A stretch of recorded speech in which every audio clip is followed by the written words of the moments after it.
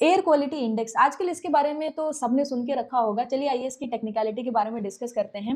AQI means air quality index. ये basically air की quality के बारे में बताता है कि कोई भी एयर कितनी क्लीन है या फिर कितनी पॉल्यूटेड है। इसका जो स्केल होता है वो 0 से 500 के बीच में होता है। सपोज 0 से 50 अगर आपका एक्यूआई है तो एयर को गुड कैटेगरी में रखा जाता है। 51 से 100 के बीच में आपका जो कैटेगरी है वो सेटिस्फैक्ट्री आपकी कहलाती है। इसी के साथ 101 से 200 में मॉडरेट कैटेगरी में आती है एयर। 201 से 300 पुअर, 301 से 400 वेरी पुअर और 401 से 500 की कैटेगरी में जैसे ही एयर आती है तो ये सीवियर कंडीशन कहलाती है। आजकल दिल्ली में तो 600 700 भी आपको देखने को मिल रहा है। मतलब ये काफी डेंजरस कंडीशन है ह्यूमंस के लिए। अब इसको किस तरीके से मेजर करते हैं, देखिए हमारे पास एक continuous ambient air quality monitoring station होता है जो क्या करता है मेजर पॉल्यूटेंट्स के कॉन्सेंट्रेशन को मेजर करता है। मेजर पॉल्यूटेंट्स मतलब पार्टिकुलेट मैटर 2.5, PM10 हो गया, SO2 हो गया, NO2 हो गया, कार्बन मोनोऑक्साइड हो गया और भी काफी सारे पॉल्यूटेंट्स आपके एयर में पाए जाते हैं। तो ये जो स्टेशन है ये इसके कॉन्सेंट्रेशन को मेजर करता है। फिर आप अपनी स्क्रीन पर एक फॉर्मूला देख सकते हैं। इस फॉर्मूला की मदद से हम कॉन्सेंट्रेशन को सब इंडेक्स में कन्वर्ट कर लेते हैं। आईपी जिस पॉल्यूटेंट का आप इंडेक्स निकाल रहे हो वो शो कर रहा है।